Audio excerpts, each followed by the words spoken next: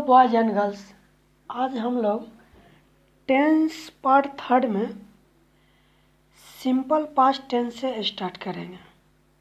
लेकिन हाँ, मैं तो भूल ही गया, सिंपल पास्ट टेंस के पढ़ने से पहले वर्ब के बारे में कुछ जान लेते हैं, क्योंकि सिंपल पास्ट टेंस में वर्ब का सेकेंड रूप का प्रयोग किया जाता है।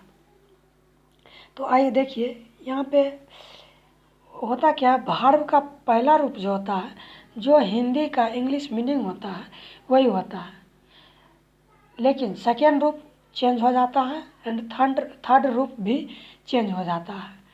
अब फोर्थ रूप में जो है, वर्ब का फोर्थ रूप इक्वल वर्ब का फर्स्ट रूप प्लस आईएनजी, यानी वर्ब के फर्स्ट रूप में आईएनजी जोड़ दिया जाता है, जिससे वर्ब का फोर्थ रूप बन जाता है। फिफ्थ रूप यानी वर्ब के फर्स्ट रूप में एस या ईएस जोड़ देने से वर्ब का फिफ्थ रूप बन जाता है। जैसे देखिए एग्जाम्पल में यहाँ पे दिया हुआ है, ABIDE अवॉइड, अवॉइड मीन से पालन करना, वर्ब का पहला रूप। ABODE अवॉइड सेकेंड रूप। ABODE अवॉइड थर्ड रूप। ABIDING अवॉइडिंग फोर्थ रूप। ABIDES अवॉइड्स फिफ्थ रूप। नेक्स्ट देखिए, ARISE अराइज मीन्स उठना फर्स्ट रूप। AROSE एरोज सेकेंड रूप। ARISEN अराइजन थर्ड रूप। ARISING अराइजिंग फोर्थ रूप। ARISES अराइजेज फिफ्थ रूप। ठीक है, इस तरह से थर्ड देखिए, ASK आस्क, आस्क मीन्स पूछना। ASKED आस्क्ड सेकेंड रूप। ASKED आस्क्ड थर्ड रूप। ASKING आस्किंग फोर्थ रूप। ASKS आस्क्स फिफ्थ रूप। ठीक है, इसी तरह से जो है वर्ब का रूप में परिवर्तन होता है।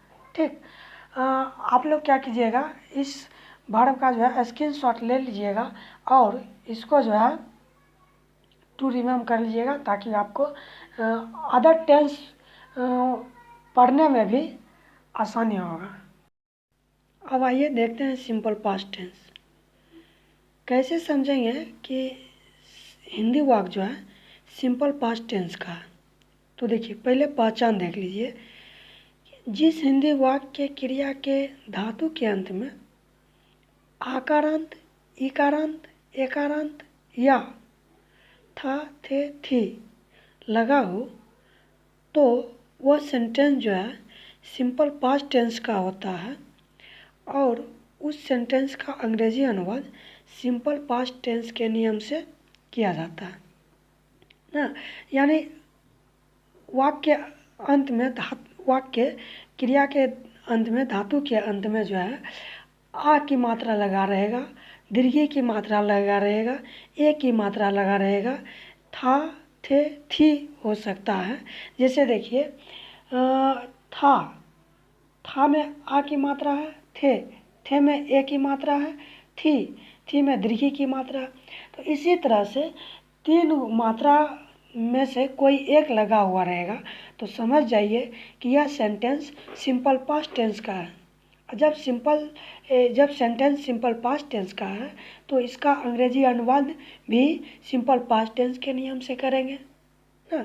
अब देखिए, सिंपल पास्ट टेंस का नियम क्या होता है, तो नियम होता है subject plus V2 plus object, यानी सबसे पहले सब्जेक्ट, उसके बाद वर्ब का दूसरा रूप और तब ऑब्जेक्ट ना।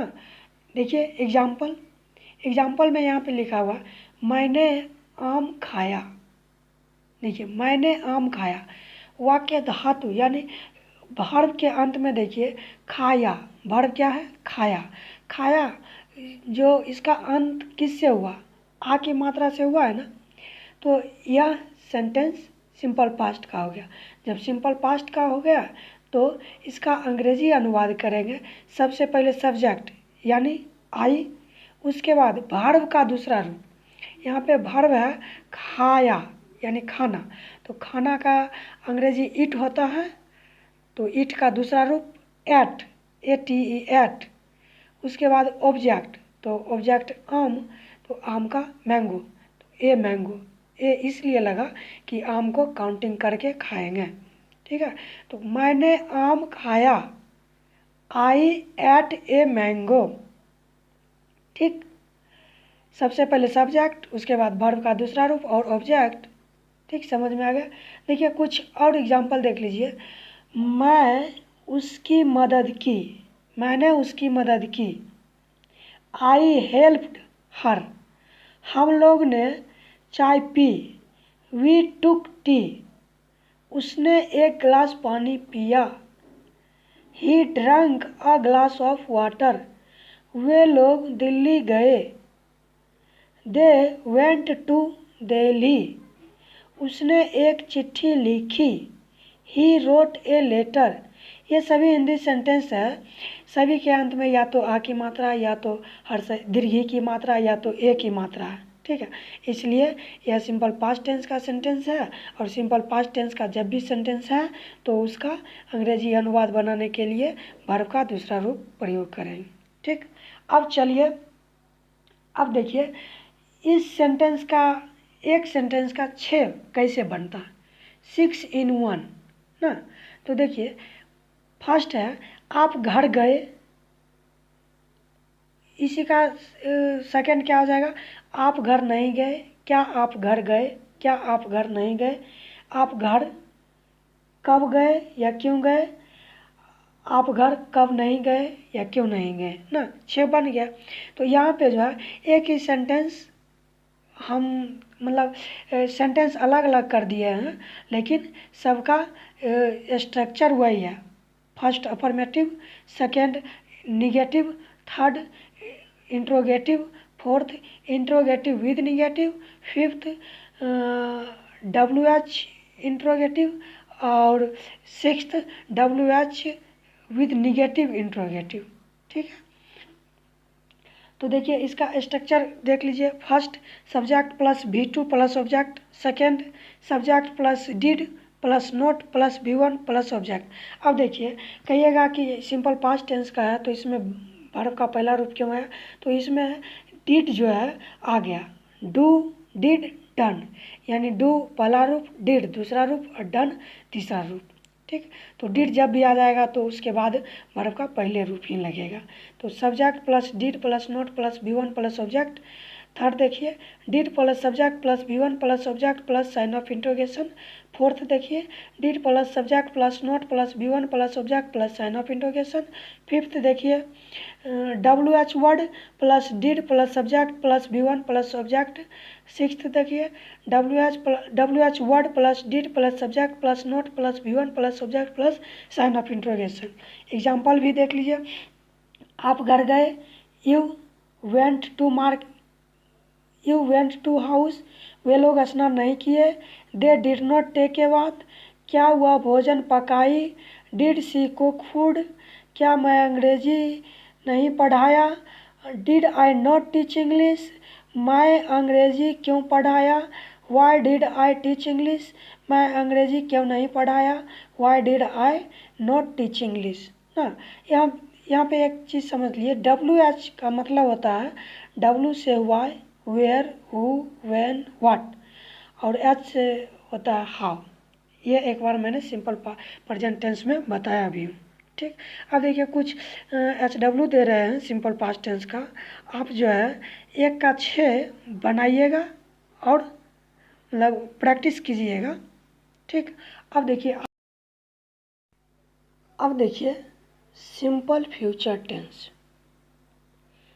सिंपल फ्यूचर टेंस का सेंटेंस है, कैसे पहचानेंगे, तो देखिए जिस हिंदी वाक्य के क्रिया के अंत में गा, गे, गी लगा रहे तो वह वाक्य जो होता है सिंपल फ्यूचर टेंस का होता है।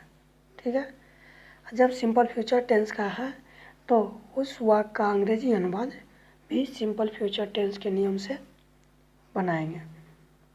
ठीक है, यानी वाक्य क्रिया के अंत में गा, गे, गी रहेगा तो समझ जाइए कि यह सेंटेंस सिंपल फ्यूचर का है और जब सिंपल फ्यूचर का रहेगा तो सिंपल फ्यूचर का स्ट्रक्चर लगा के बनाइए ना। तो नियम देखिए इसका क्या होता है बनाने का। सबसे पहले subject plus shall oblique will plus V1 plus object, यहाँ पर वर्ब का पहला रूप में लगेगा। ठीक है, अब एक चीज़ ये समझना है यहाँ पर कि सेल किसके साथ लगाएंगे और विल किसके साथ लगाएंगे। तो जब सब्जेक्ट के रूप में first person singular number and plural number रहेगा तो सेल लगा देंगे, और जब सब्जेक्ट के रूप में ये फर्स्ट पर्सन को छोड़कर सेकेंड पर्सन और थर्ड पर्सन का सिंगुलर या प्लूरल हो सब में विल लगाएंगे। ठीक है, लेकिन जब इम्फेटिक बनाया जाता है तब बदल दिया जाता है। बदल दिया जाता है क्या कि जहाँ पे सेल लगाते हैं वहाँ पे विल लगा देंगे, और जहाँ पे विल लगाते हैं वहाँ पे सेल लगा देंगे। लेकिन अभी के समय में जो है सेल और विल के जगह पे सिर्फ और सिर्फ विल भी लगाइएगा तो गलत नहीं होगा। जहाँ सेल लगता है वहाँ भी विल लगा दीजिए, जहाँ विल लगता है वहाँ भी विल लगा दीजिए, गलत नहीं होगा। ठीक है, तो देखिए नियम सब्जेक्ट प्लस सेल और will plus V1 plus subject. ठीक है, अब देखिए एग्जाम्पल, मैं आम खाऊंगा, मैं आम खाऊंगा। इसमें देखिए वर्ब क्या है, क्रिया क्या है, खाऊंगा ना, खाना। तो खाना के अंत में देखिए गा लगा हुआ है, यानी यह सिंपल प्रेजेंट टेंस का सेंटेंस है, सॉरी सिंपल फ्यूचर टेंस का सेंटेंस है। तो इसका अंग्रेजी अनुवाद सिंपल फ्यूचर के नियम से बनाइए। सबसे पहले सब्जेक्ट यानी आई, उसके बाद सेल या विल, तो आई के साथ सेल लगता है, विल भी लगाइएगा तो गलत नहीं होगा। उसके बाद ऑब्जेक्ट सॉरी वर्ब, तो वर्ब खाऊंगा तो इसका पहला रूप इट, उसके बाद ऑब्जेक्ट तो मैंगो। तो हम जानते हैं कि हिंदी में एक लगा रहेगा फिर भी, नहीं लगा रहेगा फिर भी।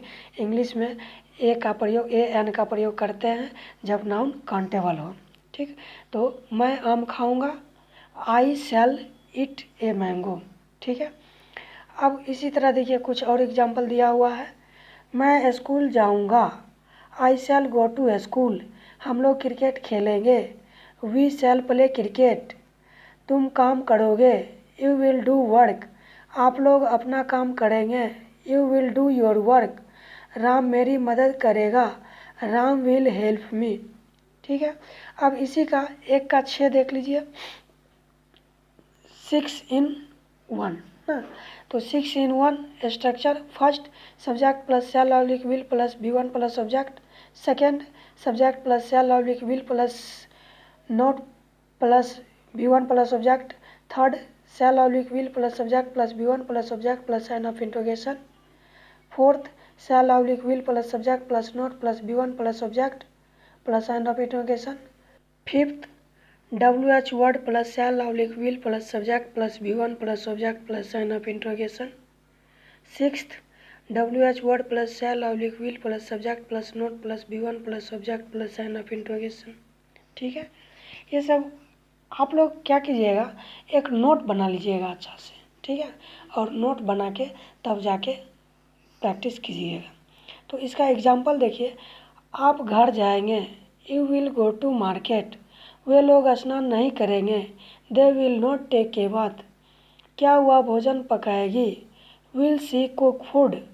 क्या मैं अंग्रेजी नहीं पढ़ाऊँगा, shall I not teach English. मैं अंग्रेजी क्यों पढ़ाऊँगा, why shall I teach English. मैं अंग्रेजी क्यों नहीं पढ़ाऊँगा, why shall I not teach English. ठीक है, देखिए आप लोग क्या कीजिएगा, इसका एक नोट बनाइएगा अच्छा से टेंस का। अगर आप अच्छी तरह से अंग्रेजी पढ़ना चाहते हैं तो एक नोट बनाइए पूरे टेंस का। मैं आपको मतलब शुरू से बेसिक टू हार्ड लेवल का कॉन्सेप्ट दूंगा।